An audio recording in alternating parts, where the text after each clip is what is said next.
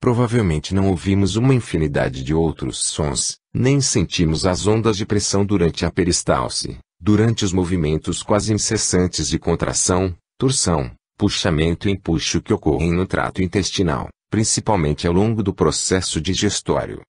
O som mais familiar para nós talvez seja o tum-tum das batidas do coração. Contudo, as contrações que produzem esse som também produzem vibrações na cavidade peitoral e os fônons que, como explicaremos em breve, podem estar imprimindo informações no corpo. Os médicos podem ouvir o coração e tirar várias conclusões acerca de sua condição, mas o que podem não compreender é que esses sons são úteis para outras coisas além de diagnósticos. Eles podem na verdade transportar informações biológicas cruciais, instruções vitais do corpo, para células no corpo todo. Se energia equivale à informação, o estudo dos órgãos deve estender-se da citologia para a biofísica. Os fluxos do líquido cefalorraquidiano, do sangue e de outros fluidos do corpo são, em sua maior parte, não lineares, o que os coloca no campo da teoria do caos, da teoria dos sistemas e até da física quântica, áreas do conhecimento que em geral não são aplicadas na biologia. Além disso, o espaço do corpo por onde esses fluidos se movem varia e aumenta as frequências dos sons, o que exerce um efeito importante sobre qualquer conteúdo de informação codificada pelas ondas de pressão. Não costumamos pensar no formato das células, dos sistemas de órgãos ou das estruturas anatômicas que os revestem, porém, de acordo com a teoria do NES e de alguns sistemas alternativos de saúde, como a MTC, as cavidades do corpo desempenham um papel relevante na saúde. Objetos diferentes produzem sons distintos em razão da maneira como vibram, mas o som da vibração depende do formato do objeto e do material de que ele é feito. Pense em um instrumento musical, como o violão ou o trombone. As configurações da cavidade, espaço interno, do instrumento ajudam a determinar um som específico. A mesma interligação ocorre entre o formato e o som no corpo físico. A cóclea do ouvido, por exemplo, tem o formato de caracol por uma razão. Esse formato amplia a sensibilidade aos sons de baixa frequência. O formato e a direção das células vermelhas do sangue afetam a energia sonora do sangue por onde elas fluem. Certos formatos e direções conduzem à perda de energia sonora e afetam a saúde. Existe uma subdisciplina da física inteiramente dedicada ao estudo do comportamento das energias dentro das cavidades. O estudo da física das cavidades tem enorme relevância para a saúde, pois o corpo está cheio de cavidades que coletam e amplificam energia nelas estocada. Todos os nossos principais órgãos são encapsulados, por exemplo, o crânio encapsula o cérebro, a cavidade ocular encapsula os olhos, as costelas encapsulam o coração e o pulmão, e assim por diante. Os próprios órgãos e células são por natureza como cavidades, a maioria em forma de saco ou tubo, como, por exemplo, os seios nasais, os microtúbulos do cérebro e dos rins e os próprios órgãos, como as glândulas pineal e suprarrenal, os ovários, o pâncreas e os pulmões. Obviamente, a cobertura forte ou dura que envolve ou compõe a camada externa de tecidos vitais protege esses tecidos e órgãos. Entretanto, a propensão da natureza para cavidades pode ser mais que uma consequência da física mecânica ou estrutural, pode resultar também da física quântica, pois as cavidades constituem excelentes coletores de energia e, portanto, de informações. É possível que esses órgãos e células, que são como cavidades, atuem como capacitores orgânicos, armazenando energia como cargas nos espaços vazios. Sabemos que é preciso haver uma carga em um espaço para a existência de um campo e de que para a ocorrência de troca de informações. A medicina e a biologia convencionais não prestam muita atenção à física das cavidades do corpo, por isso a maioria dos profissionais dessas áreas não dá importância ao papel que as cavidades podem desempenhar na saúde e na dinâmica do fluxo de informações pelo corpo todo. Contudo, na teoria do NES, assim como na teoria da MTC, as cavidades cumprem pelo menos duas funções bioenergéticas cruciais: atrair a energia da força vital e estocá-la. No NES, essa energia da força vital é chamada de energia da fonte, que na verdade pode ser a energia de ponto zero. Em outras culturas, a energia da fonte é chamada de Ki, Prana, e Yaman-Ke, na MTC. Quando existe um esgotamento de energia da fonte no corpo bioenergético como um todo ou em alguma cavidade específica, podem ocorrer problemas físicos. Discutiremos detalhadamente a energia da fonte no capítulo referente aos impulsores, capítulo 12. Por hora queremos apenas examinar de que maneira as cavidades melhoram a troca de informações no corpo. Como foi afirmado antes, as pesquisas do NES e outras na área da bioenergética têm mostrado que as células podem formar conexões energéticas com células vizinhas se as superfícies planas adjacentes estiverem arranjadas dentro de certos parâmetros angulares. Quase todas as cavidades do corpo, incluindo os órgãos e glândulas do que funcionam como cavidades, são revestidas de células epiteliais, que geralmente são planas e se sobrepõem ou empilham e têm formato de cubo ou coluna. A teoria do NES propõe a tese de que essas células atuam como conexões de energia e conduítes de informação intercelular, formando uma rede de distribuição de informações pelo corpo inteiro. As células epiteliais revestem cada uma das cavidades do corpo. Graças a seu formato, as células epiteliais atraem a energia da fonte para dentro das cavidades e facilitam a troca de informações entre as células que compõem as cavidades e os órgãos. A pesquisa de Peter demonstra que a inclinação angular das células epiteliais não deve ultrapassar 5 graus do paralelo entre uma e outra na camada, ou então a conexão entre elas se perderá. Por conseguinte, o formato das células que revestem as superfícies externas das cavidades, órgãos e glândulas e os ângulos que formam entre si desempenham um papel crucial tanto no armazenamento de energia quanto na troca de informações no corpo. Na terapia NES, como não trata diretamente da glândula ou do órgão prejudicado, trabalhando, em vez disso, com as informações do corpo bioenergético, o profissional pode ter de cuidar das cavidades maiores do corpo em que o órgão ou glândula está localizado. Portanto, se houver, por exemplo, uma disfunção renal, uma opção para lidar com o problema é cuidar da cavidade abdominal, que estoca a energia da força vital dessa área. Qualquer cavidade, até mesmo as que constituem glândulas ou órgãos, pode armazenar a energia da fonte, mas as 3 cavidades principais do corpo, cranial, torácica e abdominal, armazenam enormes quantidades dessa energia. Algumas vezes, por meio da simples energização da cavidade principal, corrige-se tudo dentro dela. Figura 10.1. A inclinação e o alinhamento das células, principalmente as epiteliais, afetam sua capacidade de comunicação no nível bioenergético. A pesquisa do NES mostra que um desvio do paralelo superior a 5 graus parece romper o campo de comunicação entre as células e outras estruturas. As células epiteliais revestem os órgãos, apresentando superfícies planas para células vizinhas e criando condições que ajudam os órgãos, como cavidades, a atrair e armazenar a energia da fonte. Os profissionais do NES podem corrigir uma deficiência de energia da fonte usando certos infocêuticos integradores energéticos. Assim, além do infocêutico impulsor da fonte, infocêuticos integradores energéticos específicos, como os integradores energéticos 9, tireoide/triplo aquecedor, 2, coração/meridiano do pulmão, 6, rins/meridiano dos rins, e 11, medula óssea, meridiano do estômago, e o infocêutico de estrela energética 4, cavidade tripla, poderiam revelar-se úteis para os tipos específicos de esgotamento energético das cavidades, embora o escaneador NES indicasse o mais necessário naquele momento. A pesquisa do NES mostrou que determinados elementos, cerca de 20 deles, são coletados nas cavidades de modo especialmente fácil, fisicamente através de seus campos, e as informações contidas neles são particularmente importantes, ajudando a corrigir ou causando danos, dependendo do elemento, para o funcionamento bioenergético das cavidades das células e dos órgãos.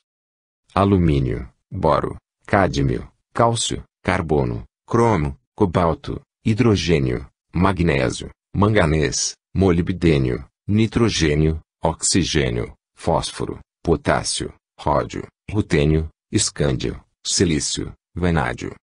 Embora os integradores energéticos se conectem energeticamente com esses e outros elementos, as experiências de Peter com correspondências mostraram que a cavidade do sistema de energia da fonte se conectou apenas com esses elementos específicos. A energia da fonte, principalmente nos pulmões e nos rins, mas também em outras cavidades e túbulos. Pode ser o que faz as cavidades interagirem com as ondas de matéria apenas desses elementos. A energia da fonte pode estar conjugada com esses elementos e, assim, estabelecer facilmente correspondências energéticas com eles. Se isso for verdade, e é preciso aprofundar as experiências então é possível que o corpo bioenergético humano interaja de modo particularmente intenso com certas partes do campo de ponto zero e não com outras, que teriam enormes implicações para a saúde. Em um nível mais prático, essas experiências sugerem que uma das melhores formas de restaurar a energia da fonte consiste em respirar. A respiração tem ocupado o primeiro plano em muitos sistemas esotéricos de saúde no mundo todo ao longo dos séculos, principalmente nas tradições yogis. A teoria da cavidade do Ness sugere o motivo por que isso pode ser verdade, principalmente quando se trata de respirar o ar marinho, pois a maresia libera muitos micronutrientes e outros elementos benéficos no ar. Também sugere que, ao contrário da opinião popular, os suplementos vitamínicos ou minerais podem não ser fontes eficazes desses elementos, pois não atingem cavidades, principalmente os pulmões, bioenergeticamente importantes no modo como o corpo os emprega. Na MTC, o Yuan Qi, ou energia da fonte vital, é coletado primeiro no cérebro, nos pulmões e nos rins, todos compostos por milhões de microtúbulos. A MTC indica o coração como o órgão mestre, o imperador do corpo e o soberano das 5 principais redes de órgãos. A pesquisa de Peter estendeu essa ideia de maneira importante, explicando a conexão entre o sistema coração-mesencéfalo e a bioquímica moderna e propondo uma explicação biofísica para o status especial do coração. Em conjunto com o mesencéfalo, o coração constitui o principal sistema de condução da energia da fonte. É o impressor mestre de informação no corpo. O coração como impressor. A visão convencional do coração é a de uma bomba que, por meio de fortes contrações musculares, impulsiona o fluxo sanguíneo do corpo. Talvez surpreenda que alguns pesquisadores discordem dessa visão. Eles acham que, de um ponto de vista puramente mecânico, o coração não só não foi projetado para cumprir apenas essa função como também não é uma bomba muito eficiente. O que a pesquisa do Ness mostrou é que, no nível virtual, o coração é muito mais que uma simples bomba. No desenvolvimento embrionário, o coração está entre os primeiros órgãos a se formar e é o primeiro a funcionar. Ele começa a bater por volta do 21 graus dia, quando o embrião mede apenas 5 milímetros e o coração tem somente 2 câmaras rudimentares. O embrião obtém a maior parte de sua nutrição e oxigênio da mãe e do saco vitelino por meio de difusão. Nesse estágio inicial, constitui-se um tubo neural, mas o cérebro está só começando a se formar, e os pulmões não serão formados antes da 6ª semana de desenvolvimento. Então, o que o coração faz, se não é necessário como bomba para o fluxo de sangue? Do ponto de vista da bioenergética, ele inicia nesse estágio o trabalho de impressão de informações vitais para que o feto continue a se desenvolver. Em outras palavras, o feto está sendo formado não só de acordo com a genética, a química e os modelos anatômicos, mas também em conformidade com um modelo informacional quântico. O coração produz uma infinidade de sons, fônons, e vários tipos de ondas, das ondas de pressão, som e vibração, às eletromagnéticas, que ajudam a guiar o desenvolvimento fetal.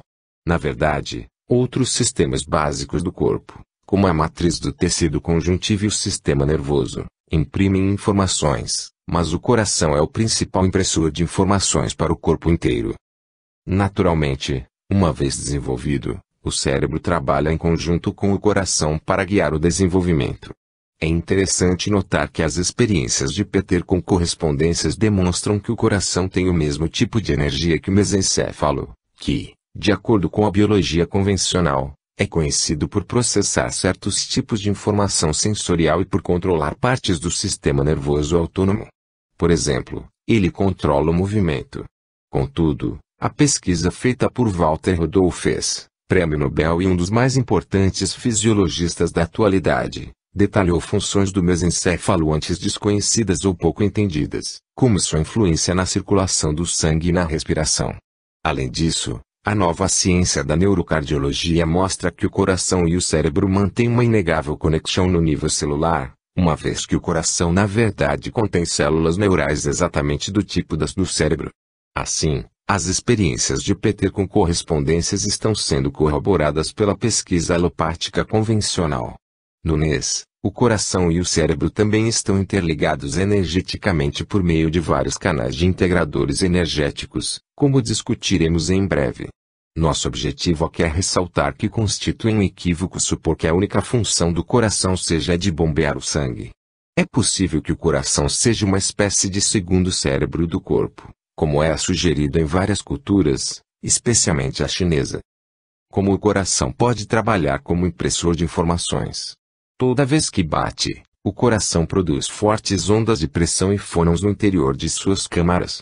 Produz dezenas, se não centenas, de frequências diferentes, cada uma capaz de transportar um tipo diferente de informação. Como a pesquisa nessa área ainda está engatinhando, não se sabe muito sobre o processo de codificação.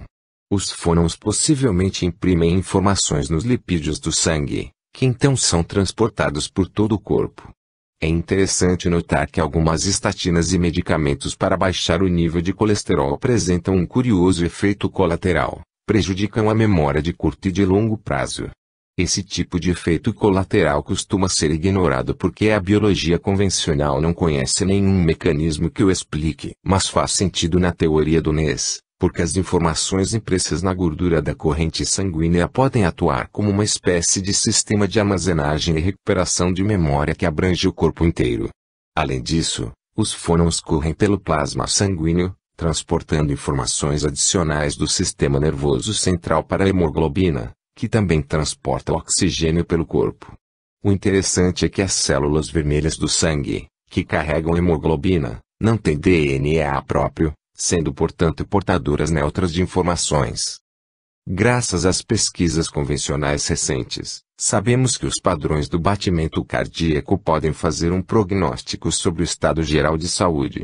Apesar de já se ter pensado que o coração saudável é o que mantém um padrão de batimento regular, coerente, os profissionais da saúde agora entendem que apenas o contrário é verdadeiro. Quanto mais variáveis forem as frequências cardíacas, mais saudável a pessoa tende a ser.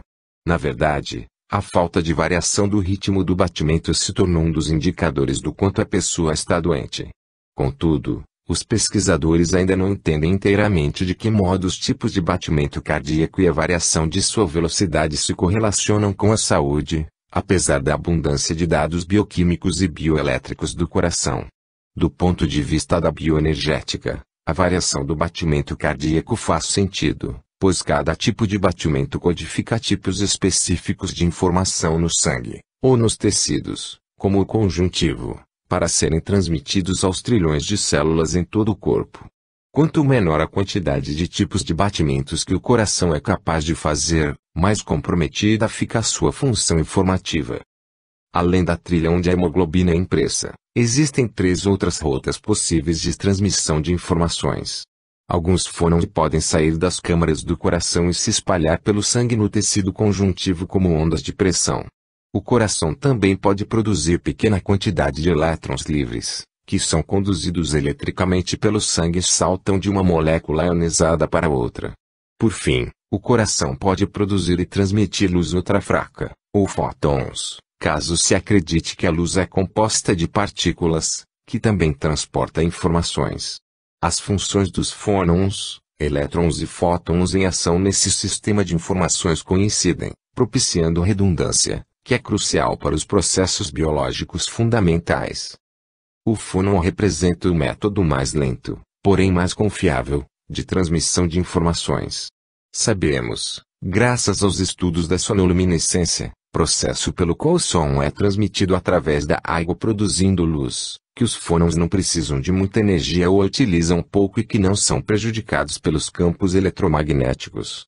Em razão da velocidade geralmente baixa com que percorrem o corpo, os fônons podem atuar como uma espécie de buffer, via coração, dos vários sinais que o bombardeiam, para que esses possam, por um curto período, ajudar o corpo a se adaptar a mudanças bruscas.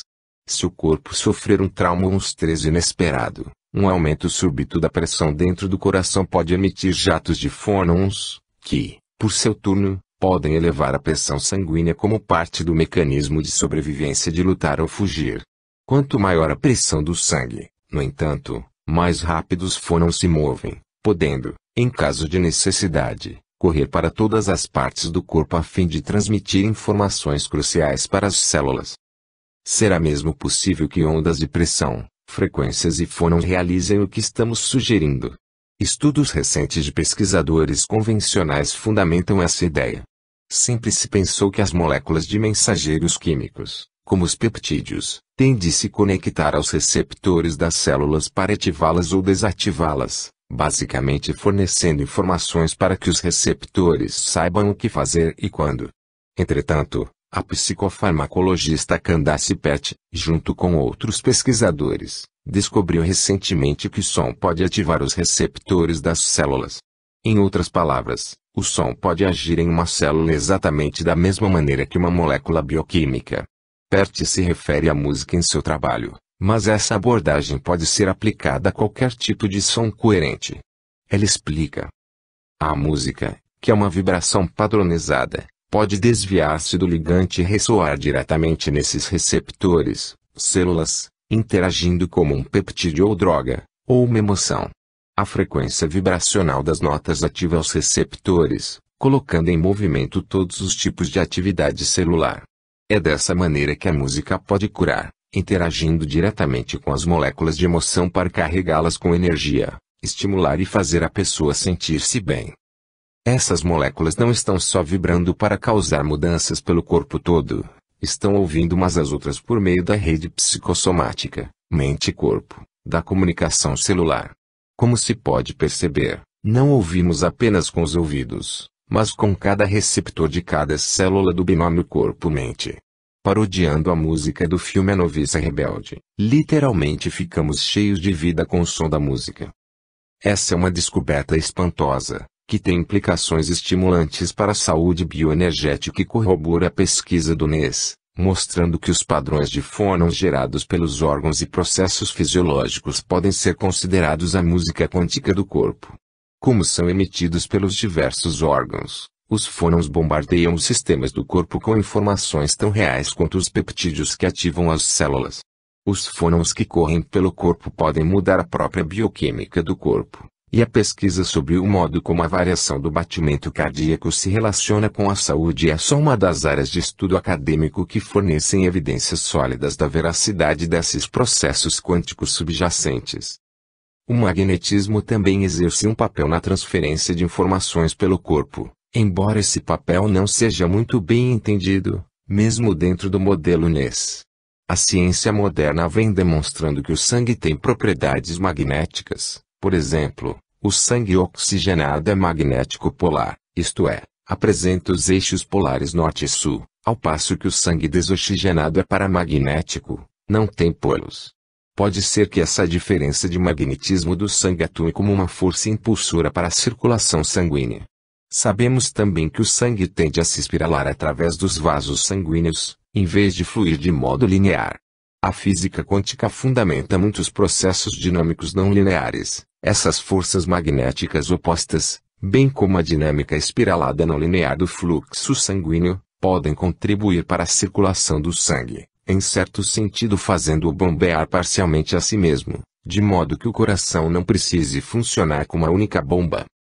A distribuição de informações pelo corpo, de acordo com o modelo NES, ocorre ao longo de todas as três rotas: eletromagnetismo, fônons de várias frequências e elétrons.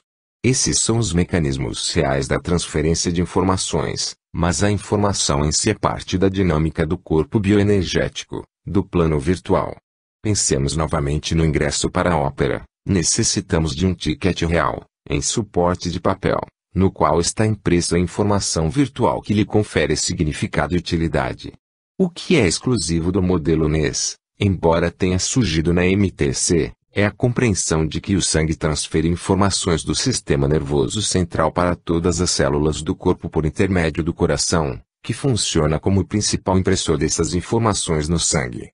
Entre o coração e o sistema nervoso central existe uma alça de feedback virtual através da qual o sistema nervoso central envia para o coração informações que ali são impressas no sangue e transportadas por todo o corpo, voltando em seguida do coração para o sistema nervoso central. É interessante notar que essa teoria do coração como impressor de informações pode explicar por que alguns pacientes que recebem um coração transplantado relatam assumir os sentimentos, hábitos, gostos e aversões do doador.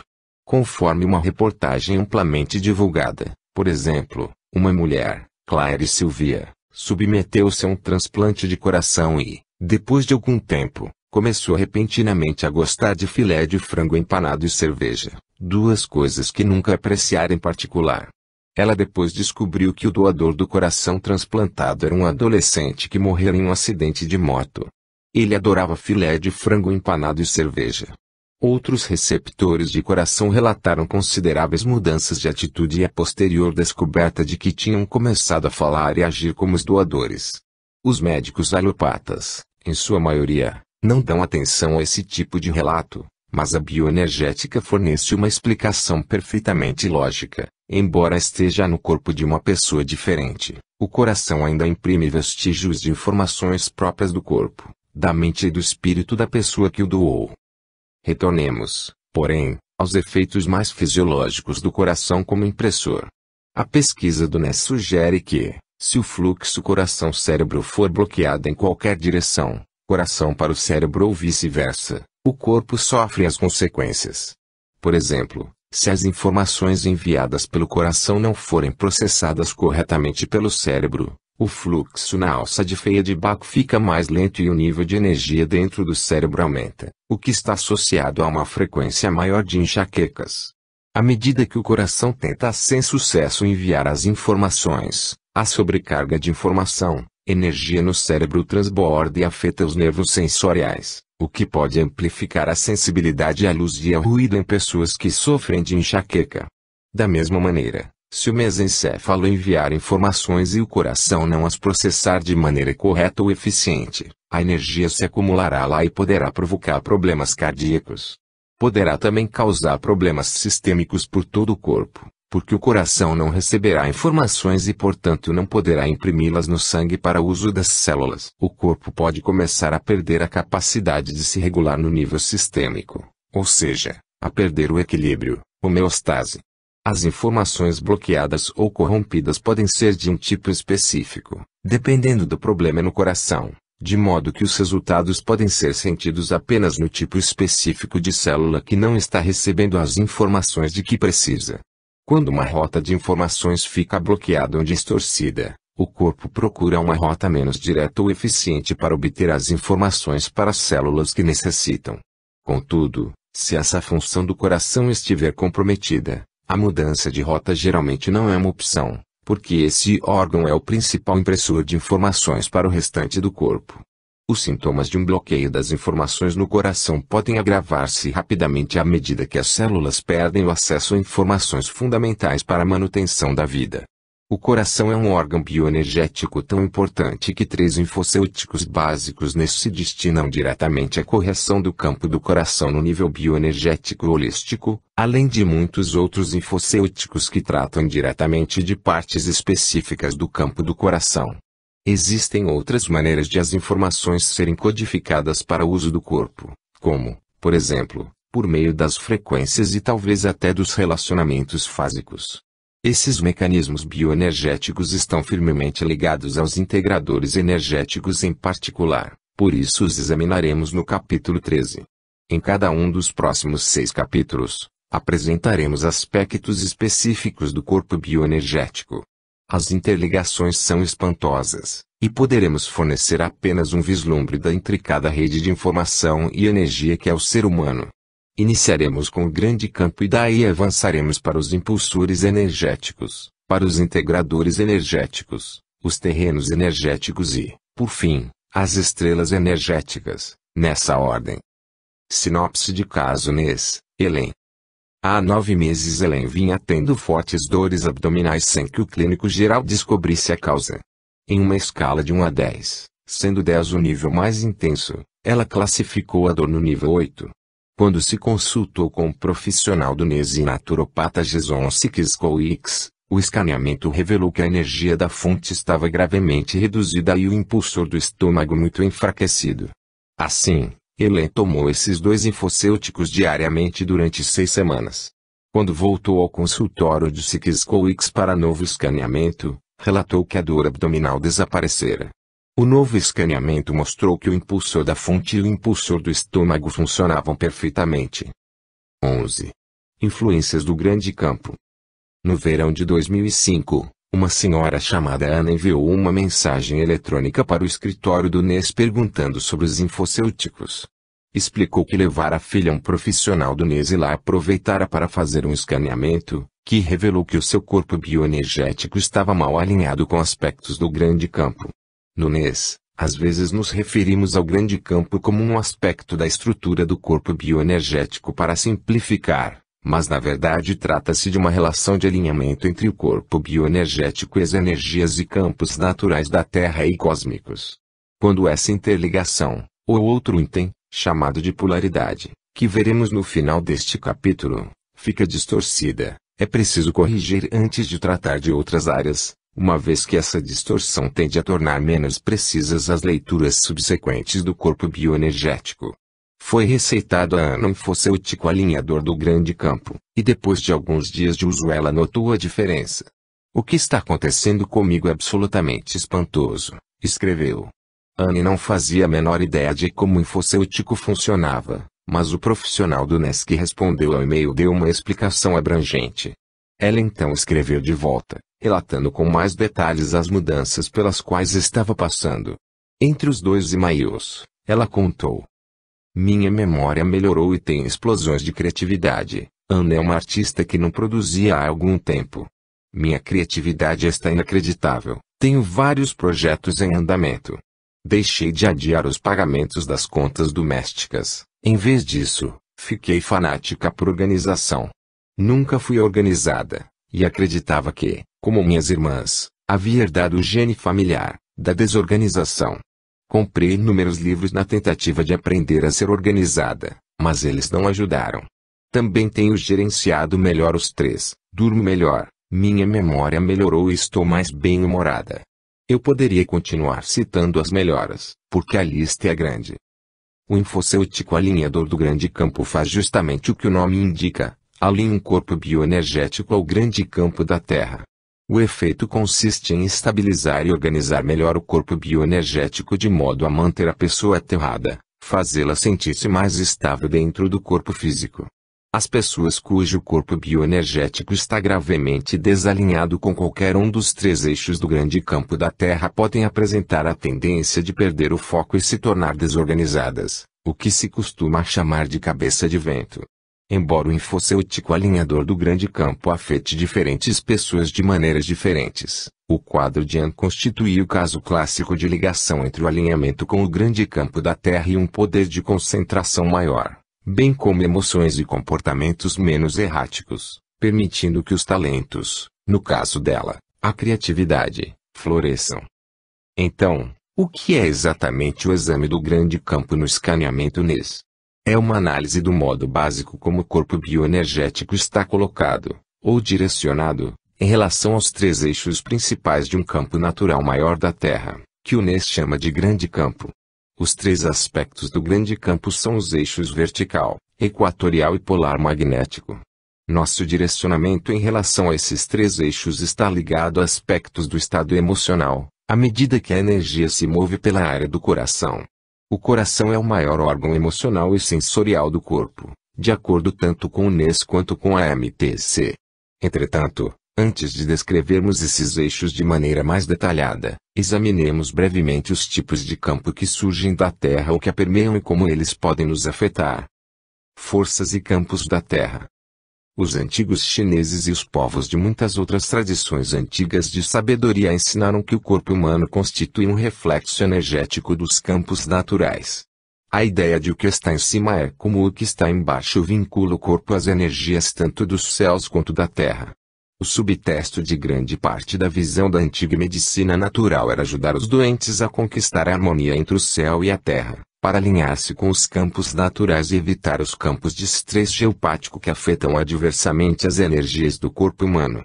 O estresse geopático está ligado especificamente aos efeitos sobre a saúde de vibrações e campos que emanam do interior da Terra e fluem ao longo da superfície. As energias nocivas à saúde surgem principalmente de cavernas, inclusive as subterrâneas, ou de certos tipos de correntes e aquíferos subterrâneos, falhas geológicas, determinados tipos de mineral e depósitos de carvão. Os cientistas modernos, exceto talvez os que estão envolvidos na proteção da saúde de astronautas e dos que trabalham sob a terra, como os mineiros, mal reconhecem que os campos naturais de energia exerçam algum impacto real sobre o estado de saúde das pessoas. Embora tenham muito conhecimento acerca dos diversos tipos de forças e campos que permeiam o universo, radiação cósmica, campos eletromagnéticos, energias nucleares no centro de estrelas como o nosso Sol, energias geotérmicas no interior da Terra, etc. Físicos e cosmólogos ainda não sabem como mensurar, pelos métodos convencionalmente aceitos, os campos de estresse geopático que afetam o corpo. No paradigma biológico convencional, as causas das doenças são quase sempre limitadas a processos biológicos e genéticos e a fatores ambientais como toxinas e agentes infecciosos. Em termos de saúde pública, com exceção dos efeitos negativos para a saúde da radiação ultravioleta do Sol e do gás radona proveniente da Terra, não há praticamente consenso acerca dos efeitos dos campos de energia sobre a saúde, sejam esses campos naturais ou construídos pelo homem. Proliferam debates sobre os efeitos da redução da camada de ozônio e da emissão das linhas de transmissão elétrica de alta voltagem na saúde. A despeito da grande quantidade de estudos, continuamos com diretrizes contraditórias acerca da segurança de telefones celulares, fornos de micro-ondas, computadores e outros aparelhos eletrônicos que emitem campos magnéticos ou eletromagnéticos de baixa intensidade. Sabemos menos ainda sobre como os imensos campos de energia que circundam a Terra nos afetam. Por exemplo, só agora estamos começando a investigar o impacto dos campos eletromagnéticos que preenchem a ionosfera em nós. Examinemos as possíveis implicações desses campos de energia analisando um fenômeno chamado de ressonância de Schumann, nome de seu descobridor, o físico atmosférico alemão W. Schumann, que confirmou a existência desse fenômeno em meados dos anos 1950. A ressonância de Schumann é de especial interesse para nós porque trata de dois fenômenos da física que estão no cerne do modelo NES de bioenergética, as cavidades ressonantes e as ondas estacionárias. A ionosfera é uma camada da atmosfera localizada na borda da magnetosfera, que é maior, cerca de 55 km acima da Terra, e repleta de radiação ionizada do Sol. É abundante em atividade elétrica e extremamente importante para a condução de ondas de rádio. Schumann provou que o espaço entre a superfície da Terra e a ionosfera forma uma cavidade ressonante. Os raios, que atingem algum ponto na Terra ou acima dela dezenas de milhares de vezes por dia, bombeiam energia na ionosfera, mais especificamente na cavidade formada entre a ionosfera e a Terra, e essa energia provoca ondas quase estacionárias de frequência extremamente baixa, um fenômeno chamado de ressonância de Schumann. A frequência da ressonância de Schumann varia entre 5 e 50 Hz, com uma frequência média entre 7 e 10 Hz. Essa média por acaso corresponde à faixa das ondas alfa do cérebro humano, razão por que há grande especulação e cada vez mais evidências de que a ressonância de Schumann afeta o cérebro humano. O coração também está sintonizado bem próximo dessa faixa de frequência. O cientista neozelandês Neil Sherry foi um dos pesquisadores mais conhecidos que estudaram a ressonância de Schumann e as ondas de frequência extremamente baixa, FERI, em relação à saúde humana. Sherry observou que elas quase certamente desempenham um papel importante no ritmo circadiano humano, que inclui o ciclo sono-vigília. Outra pesquisa mostra que o nível de melatonina, hormônio associado ao sono, cai significativamente em reação a ondas FEB na faixa de 16,7 a 50 Hz. Para uma visão mais abrangente da pesquisa nesse campo, recomendamos o livro do Dr. Robert Baker, The Body Electric, que discute a infinidade de maneiras como sinais eletromagnéticos, principalmente as ondas eletromagnéticas de frequência muito baixa e de frequência extremamente baixa, afetam a fisiologia, da divisão celular à regeneração de lesões. O foco desse tipo de pesquisa de vanguarda está principalmente na poluição eletromagnética provocada pelo homem, de modo que muito pouco se sabe sobre como os campos naturais geomagnéticos e atmosféricos podem afetar adversamente a saúde humana. O interessante é que podemos nos voltar para a Europa a fim de investigar os efeitos nocivos do estresse geopático para a saúde. Ali a realidade desses campos é muito mais aceita, e assim mais amplamente estudada, que nos Estados Unidos. Parte do motivo dessa aceitação maior é que é praticada a rabdomancia, a antiga arte de usar varetas, pêndulos ou outros instrumentos para detectar mudanças sutis nas energias subterrâneas, particularmente as associadas a cavernas, depósitos minerais e certos tipos de cursos de água. É bastante disseminada na Europa mesmo nos dias de hoje.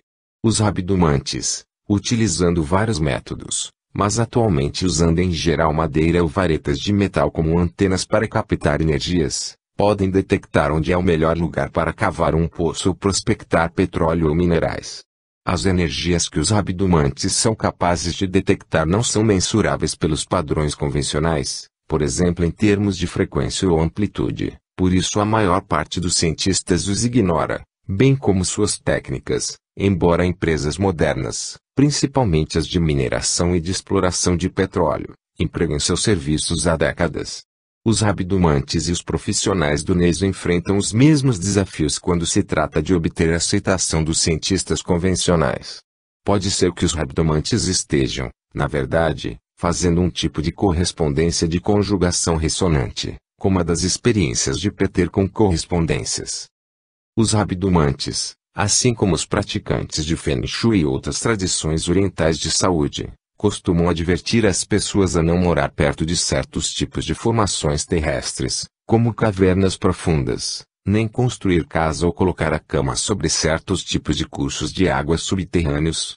Eles também acreditam que a própria Terra seja entrecortada por canais naturais de energia na forma de meridianos de energia geomagnética concentrada, dos quais alguns tipos são chamados de ley lines, linhas de campo, vírgula. Costuma-se dizer que muitos dos lugares de poder da Terra e sítios sagrados estão situados na interseção de várias dessas linhas. Entretanto, a exposição prolongada a essas fontes de estresse geopático e a outras energias concentradas da Terra pode ser nociva. As autoridades de Würzburg, na Alemanha, levam o estresse geopático muito a sério. Ao detectar uma incidência de câncer inusitadamente alta na cidade, empenharam-se em descobrir as possíveis causas. Não encontrando nenhum mecanismo óbvio para a incidência de câncer, como contaminação do ar ou da água, resolveram encomendar um estudo médico que comparasse os registros de saúde dos residentes com os gráficos rabdomânticos que indicavam os pontos de estresse geopático na região. Descobriram que havia uma forte correlação entre as fontes de estresse geopático e a incidência de câncer. Estudos conduzidos em outros lugares da Alemanha e na Áustria revelaram uma correlação semelhante. Na verdade, o estresse geopático como indicador ou possível fator causador de câncer e outras doenças atualmente é levado tão a sério em algumas partes da Alemanha que as autoridades começaram a manter registros de saúde de proprietários de imóveis, presumivelmente daqueles cujas casas foram identificadas como construídas em áreas de alto estresse geopático ou nas proximidades. Agora que já estudamos as ligações observadas por outros pesquisadores entre os campos da Terra e a saúde, examinemos o que a pesquisa e a teoria do NES revelaram a respeito dessa correlação. O NES e os campos da Terra. No NES, o escaneamento do corpo bioenergético é projetado para fazer leituras da relação entre o corpo bioenergético e muitos tipos de energia de campo, incluindo aqueles associados à Terra. O principal campo natural da Terra, chamado de grande campo, é composto de 3 eixos, vertical, equatorial e polar magnético, que são examinados separadamente no escaneamento NES. De acordo com a teoria do NES, para ter uma saúde perfeita, o corpo bioenergético, como estrutura quântica no espaço, deve estar alinhado adequadamente com esses campos terrestres. Os 3 eixos formam planos que se entrecruzam com o corpo muito perto da linha central, ligeiramente à esquerda, onde se localiza o coração. A pesquisa de Peter mostra que um desalinhamento pode distorcer as redes de comunicação do corpo bioenergético, em grande parte porque o coração não pode fazer a impressão das informações de maneira adequada. A proximidade entre o ponto de interseção dos planos e o coração também pode explicar por que o infocêutico alinhador do grande campo, que corrige distorções desses três campos, tem impactos sobre as emoções e até sobre a memória, ligadas bioenergeticamente ao coração. Além disso, sabemos, graças ao trabalho do citologista Bruce Lipton e de outros, que as células estão em sintonia com o meio ambiente, com a membrana servindo como uma espécie de meio de recepção e transmissão de sinais ambientais. A pesquisa do NES confirma e estende essas descobertas. As células não estão em sintonia apenas com o ambiente externo, mas também com as energias dos três eixos do grande campo. Quando o corpo está desalinhado com um ou mais desses eixos, a impressão de informações no nível celular pode ficar distorcida, de modo que as próprias células se tornam uma fonte de erro para o corpo bioenergético. Como já foi mencionado, em uma das experiências de Peter com o Dr. Bevan Reid, a conexão entre os campos de dois itens correspondentes se rompeu quando as placas em que eram testados foram movidas da posição perpendicular por mais de 5 graus. Algo parecido pode ocorrer em relação à orientação do corpo bioenergético e do grande campo. À medida que o corpo bioenergético se move para fora do alinhamento com um ou mais eixos do grande campo, as rotas de comunicação do corpo correlacionadas com aquele campo, ou campos, ficam bloqueadas, interrompidas ou distorcidas. De maneira geral, o desalinhamento pode fazer a pessoa sentir que não está seguramente dentro do próprio corpo.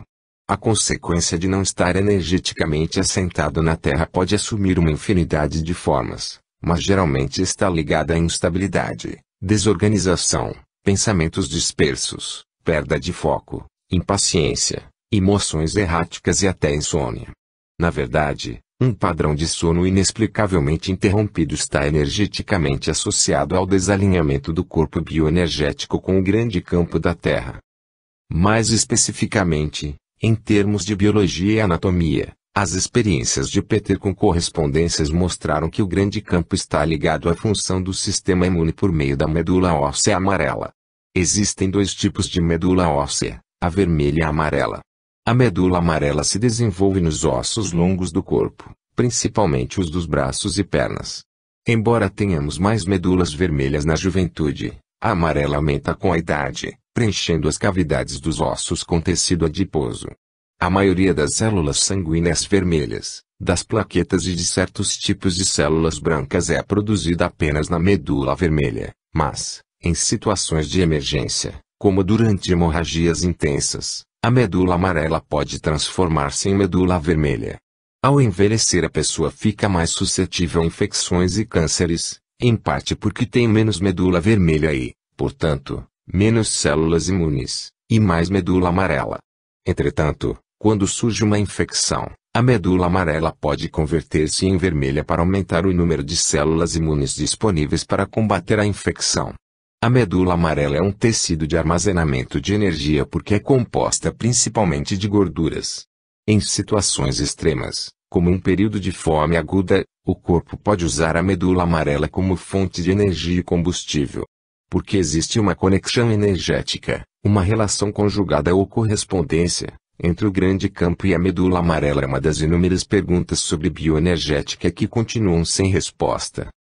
Além das ramificações de saúde bioenergéticas do grande campo, existe também uma razão técnica para torná-lo prioridade para a correção. Como já foi mencionado de passagem, se o corpo bioenergético não estiver adequadamente alinhado com um ou mais dos três principais eixos do campo da Terra, as leituras de todas as suas subestruturas podem ficar distorcidas. A teoria do NES identifica uma sequência ótima de cura, uma ordem de correção que se baseia nas dinâmicas do corpo bioenergético, de acordo com o que foi demonstrado em décadas de investigação de Peter. Essas dinâmicas exigem que, em quase todas as circunstâncias e principalmente quando se inicia o uso do NES, o corpo bioenergético seja alinhado com o grande campo antes de qualquer aprofundamento nas camadas do corpo bioenergético para corrigir os integradores ou os terrenos. É possível corrigir esses aspectos do corpo bioenergético quando ele está desalinhado com o grande campo, mas pode demorar mais e não ser duradouro. O infocêutico alinhador do grande campo, isoladamente, Atua para corrigir um desequilíbrio ou distorção em qualquer um dos três eixos do grande campo.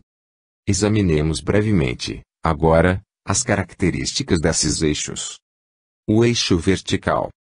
O eixo vertical está intimamente ligado à gravidade e seus numerosos efeitos sobre o corpo. A gravidade constitui um campo de atração.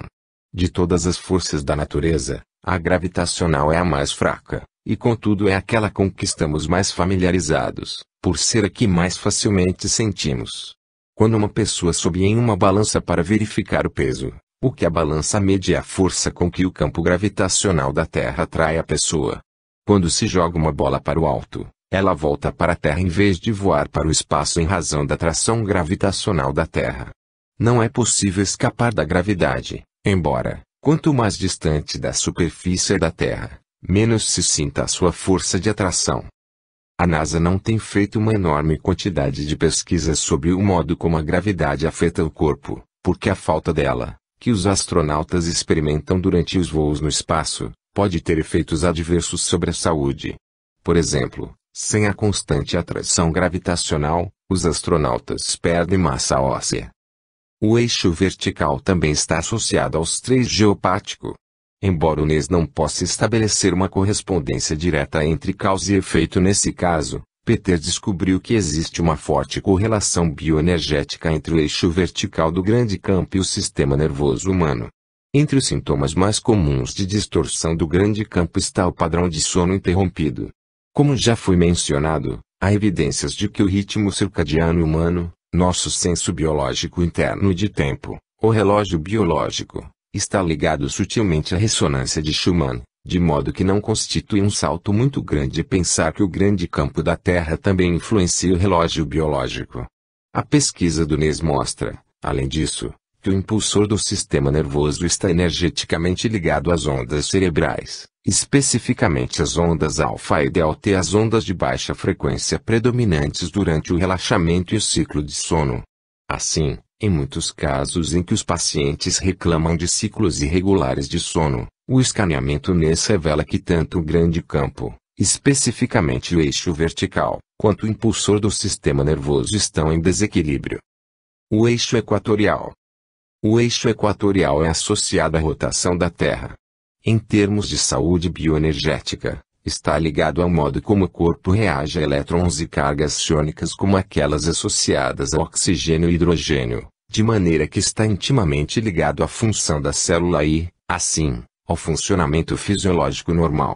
Esse eixo se correlaciona energeticamente com processos de desintoxicação do corpo via formação de radicais livres e antioxidantes. Radicais livres são moléculas em que falta um elétron, razão por que vasculham o corpo, roubando elétrons de outras moléculas, o que pode acabar prejudicando as células. O dano provocado pelos radicais livres frequentemente é equiparado ao processo de envelhecimento porque os efeitos negativos do envelhecimento estão associados à disfunção celular. Antioxidantes são moléculas que contrabalançam os efeitos dos radicais livres, uma vez que cedem os próprios elétrons aos radicais livres, impedindo-os, assim, de roubar elétrons dos átomos das células. Como parece energeticamente ligado a essas moléculas, o eixo equatorial pode constituir um importante elo bioenergético com o processo de envelhecimento. Algumas doenças metabólicas e certos tipos de artrite, bem como problemas dos intestinos delgado e grosso e do fígado, também se correlacionam bioenergeticamente a um eixo equatorial desalinhado. O eixo polar magnético. A Terra está imersa em campos magnéticos que emergem tanto do seu interior quanto de fenômenos cósmicos através do universo. O movimento do ferro pastoso eletricamente condutivo na parte externa do centro da Terra gera seu campo magnético polar, que é tão grande que se estende para além da superfície do planeta, chegando até o espaço. Os campos magnéticos no espaço, chamados de cinturões de Van Allen, consistem em um cinturão interno de prótons remanescentes de colisões de raios cósmicos e um cinturão externo de íons e elétrons que são capturados pelos campos magnéticos da Terra. Os cinturões formam um campo magnético posicionado perpendicularmente ao campo gravitacional da Terra e ajudam a nos proteger de muitos dos efeitos nocivos da radiação cósmica e de outros campos cósmicos. Há muitos processos biológicos que são magnéticos por natureza. Por exemplo, mencionamos antes que uma máquina de EMF funciona atuando sobre diminutos biomagnetos nos prótons dos núcleos de hidrogênio das moléculas de água do corpo. Existem aspectos magnéticos no cérebro, assim como no sangue. Na verdade, a hemoglobina é rica em ferro, elemento fortemente afetado pelo magnetismo. Esse eixo também está intimamente ligado aos ritmos circadianos e, por extensão, ao ciclo sono-vigília. As pesquisas têm demonstrado que a maioria dos organismos vivos, dos pólipos de coral aos seres humanos, é afetada pela atração magnética da Lua e pelo campo magnético da própria Terra. Nosso relógio biológico interno é ajustado e pode ser reiniciado não só pela luz, mas também pelos campos magnéticos. Na bioenergética, entretanto, causa e efeito podem ser menos evidentes.